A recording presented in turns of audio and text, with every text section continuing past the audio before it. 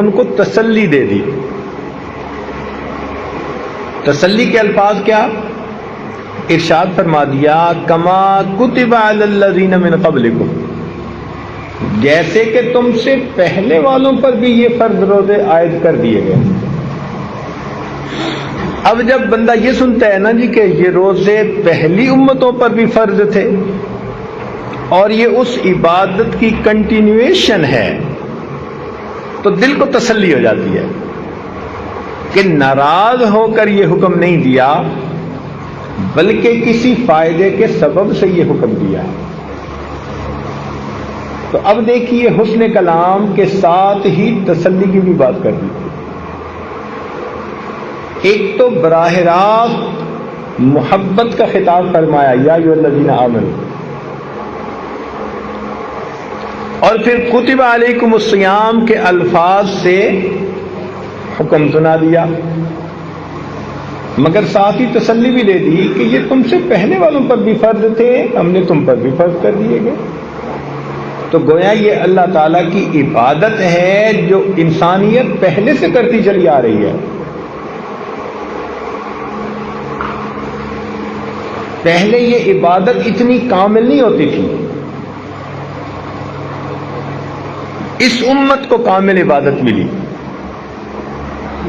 پہلی امتوں کے روزے بڑے سخت ہوتے تھے، نہ دن میں کھا سکتے تھے نہ رات میں کھا پاتے تھے۔ اس امت کو طلوع صبح صادق سے لے کے غروب آفتاب تک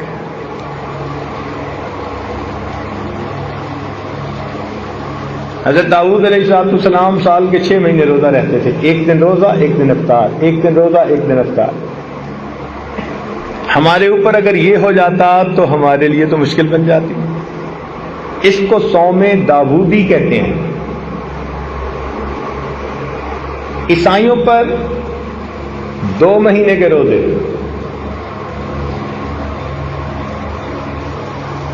یہودیوں پر 40 دن کے روزے۔ حضرت موسیٰ علیہ السلام کو طور پر گئے تو انہوں نے 40 دن روزے رکھے۔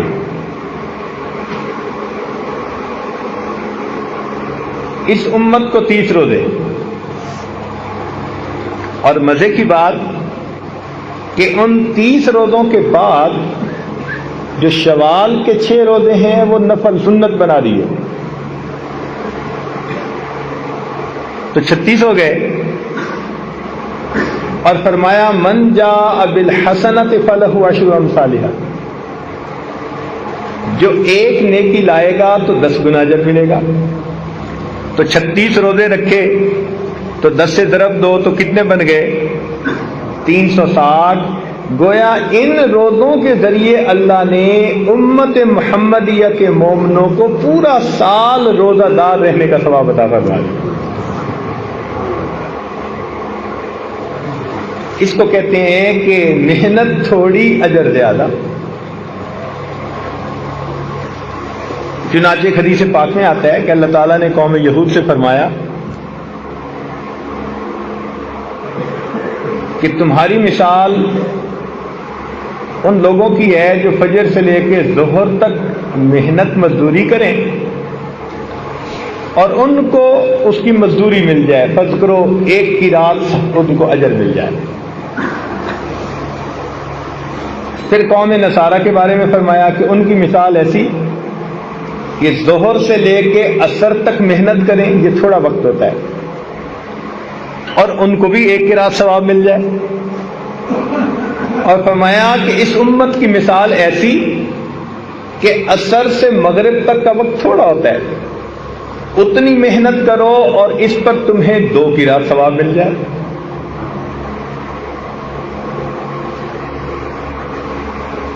ایسا کیوں؟ کام تو سب نے کیا مگر کسی کو اجر زیادہ۔ آپ نے فیکٹریوں میں دیکھا ہوگا ایک مزدور اگر 8 گھنٹے کام کرتے ہیں نا تو اس کو تنخواہ ملتی ہے، لیکن 8 گھنٹے سے اوپر جب کام کرتے ہیں تو اس کو اوور ٹائم کہتے ہیں، پھر اس کو ڈبل پے مل جاتی ہے بڑی فیکٹریوں میں۔ اب وہ 1 گھنٹہ کام کرے گا مگر 2 گھنٹے کا اجر ملے گا۔ تو تاریخ انسانیت میں اللہ تعالیٰ نے امت محمدیہ کو اوور ٹائم میں عبادت کرنے کا ثواب عطا فرما دیا. تو ان کی عبادت کا وقفہ تھوڑا، مگر اس پر ملنے والا اجر بہت زیادہ ہے. چنانچہ نبی علیہ السلام نے فرمایا کہ پہلی امتوں کو لمبی عمریں دی گئیں. حضرت نوح علیہ السلام 900 سال سے زیادہ عمر پائی. بعض لوگ قیامت کے دن 400 سال کی عبادت لے کے آئیں گے، 500 سال کی عبادت لائیں گے. ان کی عمریں لمبی ہوتی تھی. حتیٰ کہ کتابوں میں لکھا کہ ایک عورت نبی علیہ السلام کے پاس آئی اور کہنے لگی کہ اے اللہ تعالیٰ کے پیارے نبی صلی اللہ علیہ وسلم، میرے بچے بچپن لڑکپن میں فوت ہو جاتے ہیں، زندہ نہیں رہتے، تو کوئی مجھے دعا بتائیں. ان کا کتنی عمر میں؟ کہنے لگی کوئی 200 سال کا ہو کے مر جاتا ہے، کوئی 300 سال کا ہو کے مر جاتا ہے. تو میرے بچے تو پیچھے نہیں لگتے.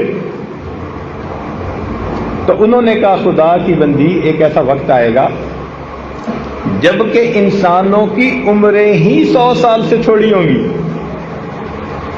وہ بڑی حیران ہو گئی اور حیران ہو کے پوچھنے لگی، اچھا اے اللہ کے نبی، اگر ان کی عمریں ہی 100 سال سے تھوڑی ہوں گی تو کیا وہ بیاہ شادی کریں گے؟ انہوں نے فرمایا ہاں، وہ گھر بھی بنائیں گے، وہ بیاہ شادی بھی کریں گے. تو اس نے ٹھنڈی سانس لی. انہوں نے پوچھا کہ تم نے ٹھنڈی سانس کیوں لی؟ وہ کہنے لگی ٹھنڈی سانس اس لیے لی، اگر میں اس زمانے میں کبھی ہوتی نا جب عمریں ہی 100 سال سے تھوڑی ہوتی تو میں تو اتنا وقفہ ایک سجدے میں ہی گزار دیتی. تو اس امت کی عمریں چھوٹی ہیں. نبی علیہ السلام نے فرمایا میری امت کی عمریں بین 70 و 60، 60-70 کے درمیان. کیا مطلب اس کا؟ ایسا بھی ہوگا کہ بچہ پیدا ہوا اور فوت ہو گیا، اور ایسا بھی ہوگا کہ 100 سال سے اوپر جا کے فوت ہوگا. لیکن جب گراس ایوریج نکالیں گے نا، اوسط نکالیں گے، تو وہ 60-70 ہی بنے گی. اور آج کل تو آپ دیکھ ہی رہے ہیں یہی 60-70 کی اوسط ہی چل رہی ہے. تو صحابہ کرام کو اس بات پہ بڑا افسوس ہوا کہ پہلی امتوں کے لوگ 5-5 سال کی عبادتیں لائیں گے اور ہماری تو عمریں ہی چھوٹی ہیں، تو ہم تو ان کے مقابلے میں بہت تھوڑی عبادت لے کے آئیں گے. تو ان کے غم کو دیکھ کے پھر اللہ تعالیٰ نے وحی نازل فرما دی، جس میں فرمایا کہ اس امت کو اللہ تعالیٰ نے ایک ایسی رات عطا فرمائی کہ جس کی عبادت 1000 مہینوں کی عبادت سے بھی زیادہ فضیلت رکھتی ہے. وہ لیلۃ القدر ہے. تو اس امت کے ساتھ اللہ تعالیٰ کا بڑا رحمت کا معاملہ.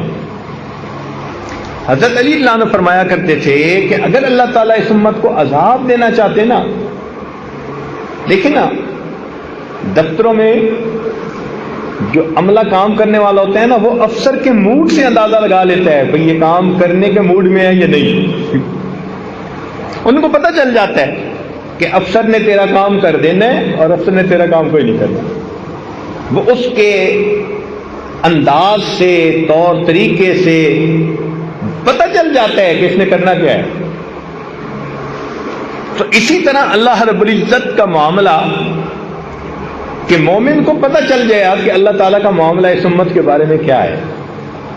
تو حضرت علی اللہ عنہ فرماتے تھے کہ اگر اللہ رب العزت اس امت کو عذاب دینا چاہتے تو نہ اس کو اللہ تعالیٰ رمضان کا مہینہ عطا کرتے اور نہ اللہ تعالیٰ اس کو سورت اخلاص قل واللہ والی سورت عطا فرماتے.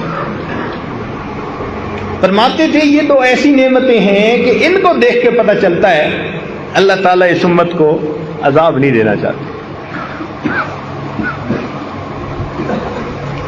آپ اپنے گھر میں بڑا دروازہ کہاں رکھواتے ہیں؟ جدھر سے زیادہ مہمانوں کو لانے کا پروگرام ہو. اور گھر کے پیچھے کر کے ایک چھوٹا سا دروازہ ہوتا ہے گھر والوں کے لیے، بچوں کے لیے، وہ چھوٹے دروازے سے آتے جاتے رہتے ہیں مستورات، اور یہ مین گیٹ ہوتا ہے جہاں سے لوگ، مجمع، مہمان سب آتے ہیں، آگے مہمان خانہ بنا ہوتا ہے۔ تو دستور یہ ہے کہ زیادہ کیپیسٹی ادھر رکھی جاتی ہے جدھر زیادہ لوگوں کو لے جانا ہو۔ اب دیکھیے قرآن مجید میں ہے کہ جہنم کے 7 دروازے، لہا 7 ابواب، 7 دروازے ہیں، اور جنت کے حدیث پاک میں آتا ہے کہ 8 دروازے۔ تو جہنم میں 7 لائنیں لگیں گی جانے والوں کی، اور جنت میں 8 لائنیں۔ تو اس سے کیا پتہ چلتا ہے کہ اللہ تعالیٰ کا ارادہ بندوں کو عذاب دینے کا نہیں، ثواب دینے کا ہے۔ بندو تم جاؤ، میں نے تمہارے لیے جنت بنائی ہے۔ اور رمضان المبارک میں تو اس کو بہت آسان بنا دیا، اتنا آسان کہ نہ پوچھو۔ چنانچہ حدیث پاک میں آتا ہے کہ جب رمضان مبارک آتا ہے، اللہ تعالیٰ فرشتوں کو حکم دیتے ہیں کہ فرشتوں جاؤ اور جو بڑے بڑے سرکش شیاطین ہیں نا، ان سب کو جا کر تم قید کر دو، تاکہ میری امت محمدیہ کے روزے داروں کے روزوں کو خراب نہ کر سکے۔ جو سرغنے ہوتے ہیں نا شیطان، ان سب کو فرشتے باندھ دیتے ہیں۔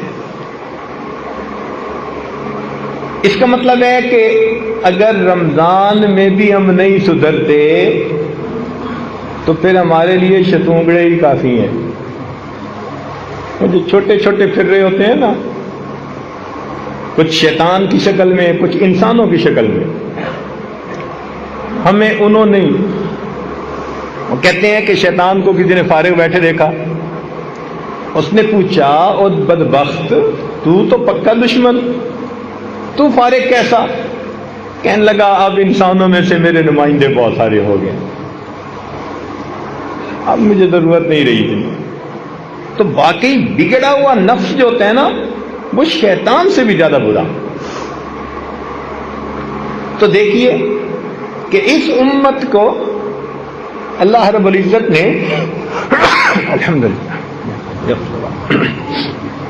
کس طرح رحمت فرمائی۔ اب ذرا غور کیجئے گا، شیطانوں کو اللہ تعالیٰ نے بندوا دیا۔ یہ تو ایسا ہی ہوا نا کہ اگر لڑائی ہو جائے 2 بندوں کی، تو پھر جس سے خود محبت ہوتی ہے وہ پھر دوسرے بندے کو پکڑنے کی کوشش کرتا ہے، اس کو پکڑ لو تاکہ یہ میرے اس پیارے کو کچھ تکلیف نہ پہنچا سکے۔ تو اللہ رب العزت نے بھی شیاطین کو تو بندوا دیا، چل بھائی تم تو ایک طرف ہو جاؤ، اور پھر امت محمدیہ کے اوپر روزوں کو فرض فرما دیا۔ اب روزوں کو فرض کرنے کے بعد دیکھو ہوا کیا، حکمت دیکھو۔ حدیث پاک میں آتا ہے کہ روزہ دار بندہ جب روزے کی حالت میں ہوتا ہے تو اس کے لیے بلوں کے اندر چیونٹیاں، ہوا کے اندر پرندے، اور سمندر کے پانی کے اندر مچھلیاں بھی مغفرت کی دعائیں کر رہی ہوتی ہیں۔ اب دیکھو مومن نے روزہ رکھا، اس کے لیے چیونٹیاں بھی دعائیں کر رہی ہیں، پرندے بھی دعائیں کر رہی ہیں، مچھلیاں بھی دعائیں کر رہی ہیں، ساری مخلوق کو دعاؤں میں لگا دیا۔ واہ میرے مولا، بخشش کے بہانے دیکھیے، شیطان کو قید کر دیا اور باقی مخلوق کو دعاؤں پہ لگا دیا، اور اس بندے کو یہ حکم دیا کہ اگر تم کھانے پینے اور بیوی کے میل ملاپ سے دن کے وقت میں طلوع صادق سے لے کے غروب آفتاب تک اگر تم بچو گے، اس کو روزہ کہتے ہیں، تو فرمایا کہ جب افطاری کا وقت ہوگا اس وقت جو بھی دعا مانگو گے ہم تمہاری دعا کو قبول فرما لیں۔ ایک بلینک چیک دے دیا۔ اب آپ یوں سوچیں کہ ایک بندے کو 30 چیک دے دیے جائیں اور اس کو کہا جائے کہ بھائی جو اماؤنٹ لکھو گے تمہارے اکاؤنٹ میں ٹرانسفر ہو جائے گی، وہ اگر عقل مند ہوگا تو وہ تو پھر جتنا لکھ سکتا ہے اتنی بڑی اماؤنٹ لکھے گا۔ کوئی ایسا بندہ ہوگا جو ایسے بلینک چیک کی جمع کرواتا رہے بغیر کچھ لکھے؟ اگر کوئی ایسا کرے گا تو اس کو سب بے وقوف کہیں گے۔ اب اللہ تعالیٰ نے ہمیں 30 دن جو رمضان کے دیے، تو 30 دن افطاری کے وقت میں ہمارا ایک چیک اللہ کے ہاں جمع ہوتا ہے، اور اس چیک کے اوپر نیکیوں کی اماؤنٹ ہم لکھتے ہیں۔ ہم نے دیکھا نا، کمپنی کا بڑا ڈائریکٹر ہوتا ہے، کہیں سفر پہ جانے لگتا ہے تو اپنے جنرل مینیجر کو چیک بک ہی دے کے چلا جاتا ہے، کہتے ہیں نہیں یہ چیک بک ہے، اگر ضرورت پڑے تو پھر بینک سے تم پیسے لے لینا۔ یوں سمجھیے کہ اللہ رب العزت نے امت محمدیہ کے روزے داروں کو 30 چیک عطا فرما دیے۔ میرے بندو لکھو تم جو کہتے ہو۔ دیکھیں نا، ہم اپنے گھر کسی مزدور کو لے کے آئیں، بات ذرا سمجھنے کی کوشش فرمائیں، اور وہ 8-7 گھنٹے کام کرے، تو ہمارے اندر تھوڑی سی بھی خیر ہے نا، اگر تھوڑی سی بھی، ہمارا دل نہیں چاہے گا کہ ہم اس کو بغیر مزدوری دیے خالی جھڑک کے واپس بھیج دیں۔ حالانکہ ہمارے اندر حسد ہے، بغض ہے، کینہ ہے، تکبر ہے، کنجوسی ہے، 100 طرح کی بیماریاں ہیں، ہمارے وسائل بھی محدود ہیں۔ لیکن اگر الیکٹریشین کو لائے اور اس نے کام کیا تو ہم کہیں گے یار اگلے نے 8-7 گھنٹے کام کیا، اس کو دے کے بھیجو۔ 150 تو دے کے ہی بھیجیں گے۔ اور جو زیادہ امیر لوگ ہوں گے وہ پھر 150 طے نہیں کرتے، وہ کہتے ہیں بھئی تم کام کر دو پھر ہم تمہیں انعام دے دیں گے۔ وہ 150 نہیں دیتے، وہ پھر کام کو دیکھ کے خوش ہو کے وہ 500 دیں گے یا 1000 دیں گے۔ اللہ رب العزت نے بھی یہی معاملہ کیا کہ میرے بندو روزہ تو آپ رکھو گے، لیکن روزے کا اجر میں طے نہیں کرتا، میں تمہیں چیک بک دے دیتا ہوں، اب افطاری کے وقت جتنا تم چاہو مانگو گے، میں پروردگار تمہاری دعا کو قبول کر لوں گا۔ یہ روزہ وہ مزدوری ہے کہ جس کی مزدوری منہ مانگی ملتی ہے بندے کو۔ اس لیے حدیث پاک میں آتا ہے افطاری کے وقت دعا قبول۔ حدیث پاک میں آتا ہے للصائم فرحتان، روزہ دار کے لیے 2 خوشیاں، فرحت عند الافطار، جب روزہ افطار کرتا ہے اس کو اللہ خوشی دیتے ہیں، اتنا دیتے ہیں کہ اس کا دل خوش ہو جاتا ہے۔ اب یہ مانگنا تو ہمارے اپنے اختیار میں ہے، جتنا مانگے۔ اچھا، let me put it in an other way, میں اسی بات کو اور انداز سے بات کرتا ہوں۔ اگر کوئی ولی آپ لوگوں کو بتائے بڑا قبولیت دعا کا وقت ہے، مانگو دعا قبول ہوگی، تو آپ کیسے مانگیں گے؟ 1 سیکنڈ بھی ضائع نہیں کریں گے، رو رو کے اپنے سارے مسئلے اللہ کے سامنے بیان کریں گے، مشکلات، پریشانیاں، اور کہیں گے اللہ بس میری یہ زندگی کو سنوار دیجیے۔ اب سوچئے، اگر ایک ولی کے بتانے پر آپ اتنے شوق ذوق سے دعائیں مانگتے ہیں، تو یہاں تو ولیوں کے سردار، انبیاء کے سردار، ملائکہ کے سردار، اللہ رب العزت کے پیارے محبوب صلی اللہ علیہ وسلم وہ فرما رہے ہیں کہ روزہ دار آدمی افطار کے وقت جو دعا مانگتا ہے اللہ تعالیٰ اس کی دعا کو قبول فرماتے ہیں۔ اور ہمیں کیا چاہیے؟ یوں سمجھ لیں کہ اللہ تعالیٰ نے ہمیں پھر ایک موقع اور عطا فرما دیا۔ جیسے بندے سے غلطی ہو جائے نا جی، وہ کہتے جی بس ایک چانس اور دے دے۔ بس یوں سمجھ لیں کہ اللہ تعالیٰ نے ہم پر رحمت فرمائی، ہمیں اپنی زندگی میں اپنی گناہوں کو بخشوانے کا ایک چانس اور عطا فرما دیا۔ اب دیکھیے، شیطان کو قید کر دیا، چیونٹیاں، پرندے، مچھلیاں سب کو بندے کی دعاؤں پہ لگا دیا، بندے کو بتا دیا تم جو مانگو گے تمہاری دعا قبول کر لیں گے۔ اس سے کیا پتہ چلتا ہے کہ اللہ تعالیٰ کا ارادہ خیر کا ہے، وہ بخشنے کے بہانے بنا رہے ہیں۔ اب اتنا کچھ کرنے کے باوجود بھی اگر کوئی نہ مانگے تو پھر غصہ آتا ہے کہ نہیں آتا؟ کیوں جی؟ جب اتنا کسی کو موقع دیا جائے اور وہ پھر بھی غفلت کا اظہار کرے تو پھر غصہ بھی بڑا آتا ہے۔ اب ذرا میری ایک بات کو توجہ سے سننا، میں بات مکمل کرنے لگا ہوں۔ ماں کے اندر اللہ نے شفقت رکھی ہوتی ہے، محبت رکھی ہوتی ہے۔ بچے بدتمیزی کر لیں، بے ادبی کر لیں، ماں کا دل دکھا دیں، ماں پریشان ہو جائے گی، رو لے گی، بد دعا نہیں دے گی۔ بیٹے کو بد دعا کبھی نہیں دے گی۔ کیوں؟ اس محبت کی وجہ سے، اس محبت کی وجہ سے جو ماں کے دل میں ہے۔ اس کا دل ہی نہیں چاہتا کہ وہ بد دعا دے، اور اگر کوئی اس کے سامنے اس کے بچے کو بد دعا دے تو ماں سن کے برداشت نہیں کرے گی، خود ناراض ہے، خود خفا ہے، مگر بچے کی بد دعا برداشت نہیں کر سکے گی، کہے گی آپ نے میرے بیٹے کو بد دعا دی ہی کیوں؟ کیا ایسے ہی دستور ہے نا؟ اگر ایسا دستور ہے تو ذرا توجہ سے سنیے۔ حدیث پاک میں آتا ہے کہ نبی علیہ الصلوۃ والسلام ممبر سے نیچے تشریف لا رہے تھے، آپ نے آمین کہی۔ میں پوری حدیث پاک کا تھوڑا سا حصہ جو مضمون سے متعلق ہے وہ عرض کر رہا ہوں۔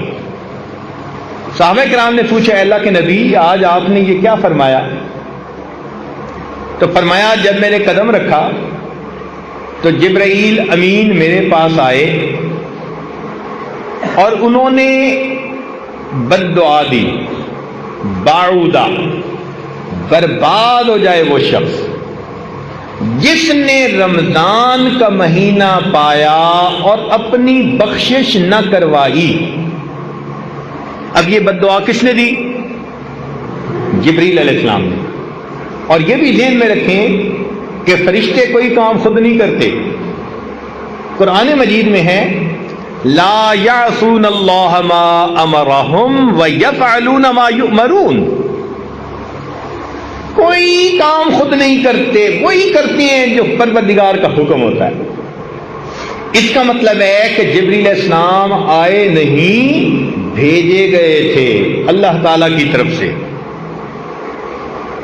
انہوں نے آ کر یہ بد دعا دی، برباد ہو جائے وہ شخص جس نے رمضان کا مہینہ پایا اور اس نے اپنی بخشش نہ کروائی۔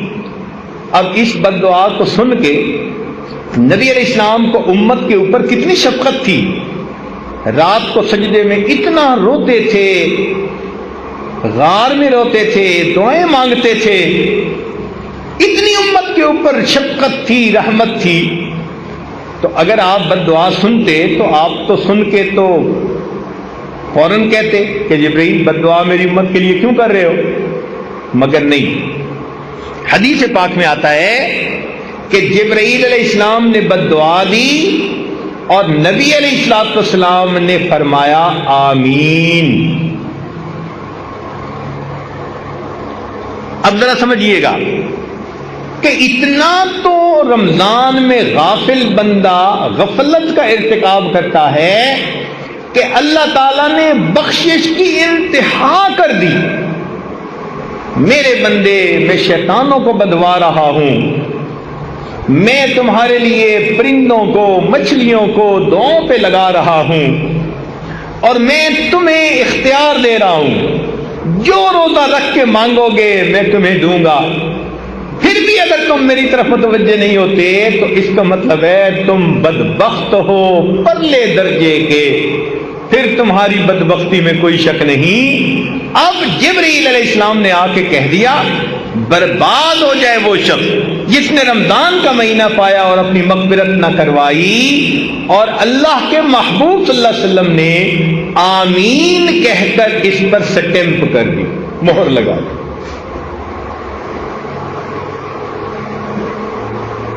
تو رمضان کے بعد کا دن یا تو ہمارے لیے عید ہوگا یا ہمارے لیے وعید ہوگا۔ عید کا مطلب ہوتا ہے خوشی کا دن، اور وعید ہوتا ہے بندے کے لیے سزا کا دن۔ جن کی تو بخشش ہو گئی ان کی تو عید ہوگی، اور جن کی بخشش نہ ہوئی ان کے لیے وعید ہوگی۔ اب یہ رمضان ایک نیک بندے اور غافل بندے کے درمیان الگ علیحدگی کرنے کے لیے آیا ہے۔ کچھ وہ ہیں جو اس مہینے میں زندگی کو بدلیں گے، حقوق العباد پورے کریں گے، حقوق اللہ پورے کریں گے، پچھلے گناہوں کی معافی مانگیں گے، زندگی کے رخ کو بدل لیں گے۔ یہ ہوں گے جو اللہ کی رحمتوں سے حصہ پانے والے ہوں گے۔ اور کچھ ایسے بھی ہوں گے کہ جو زندگی کی روٹین تھی وہ وہی رکھیں گے، اللہ تعالیٰ کو محتاج نہیں کسی کے۔ ایسے لوگ اپنی پیشانی پہ بدبختی کی مہر لگوا دیں، اپنے جہنم میں جانے کا راستہ ہموار کر دیں گے۔ لہذا رمضان مبارک کے اس مہینے میں ہمیں اپنی زندگی کے بارے میں فکر مند ہونا چاہیے۔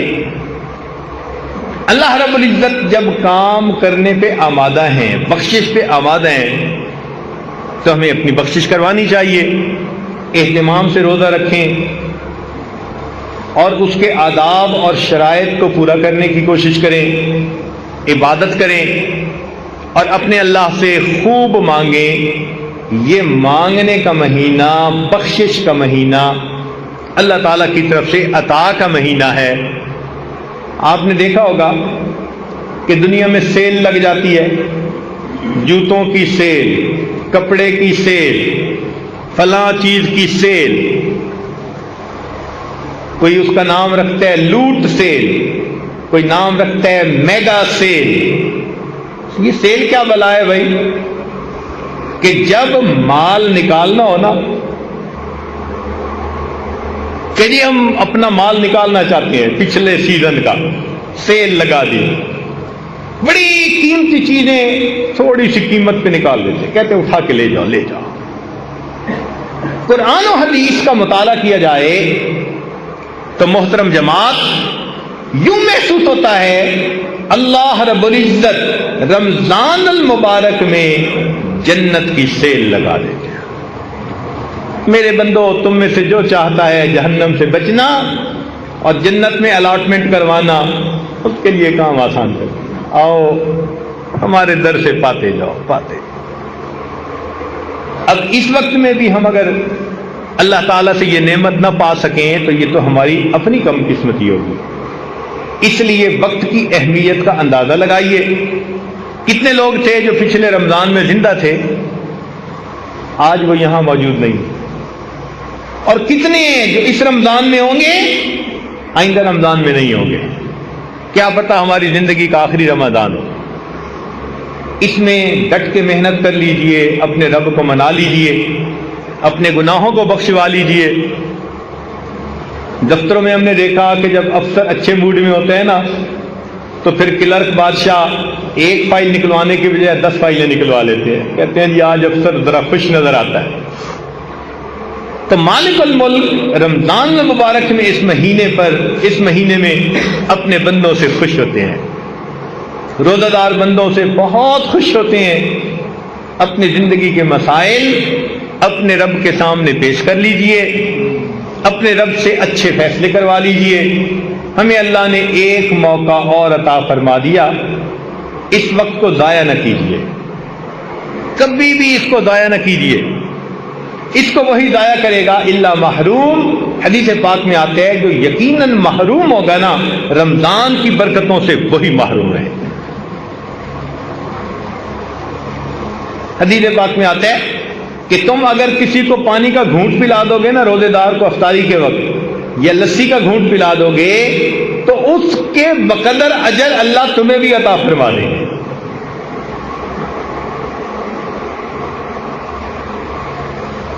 کتنی اللہ رب العزت کی رحمت اور بخشش ہے۔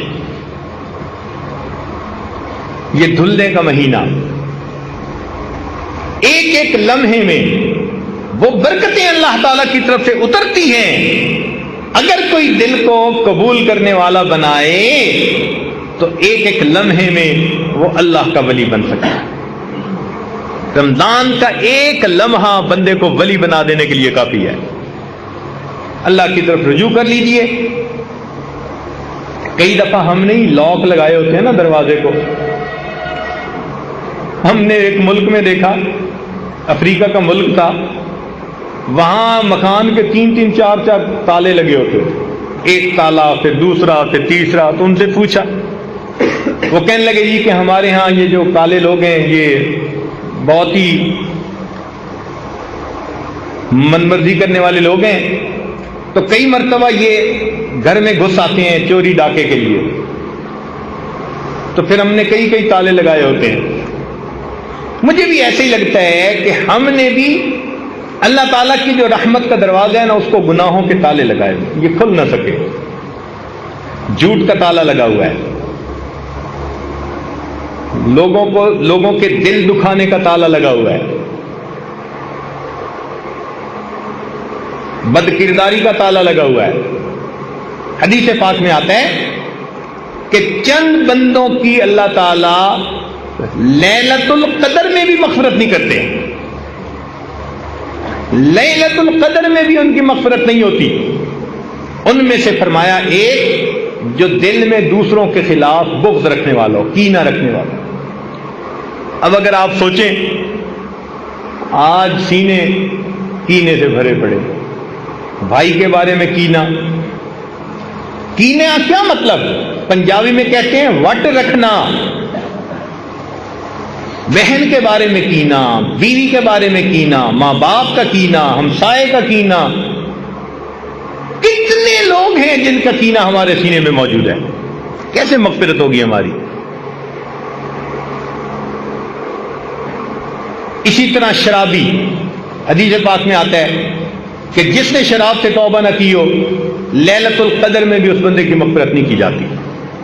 اسی طرح زانی جو زنا کا عادی ہو اور اس نے توبہ بھی نہ کی ہو، اللہ تعالیٰ لیلۃ القدر میں بھی اس کی مغفرت نہیں فرماتے۔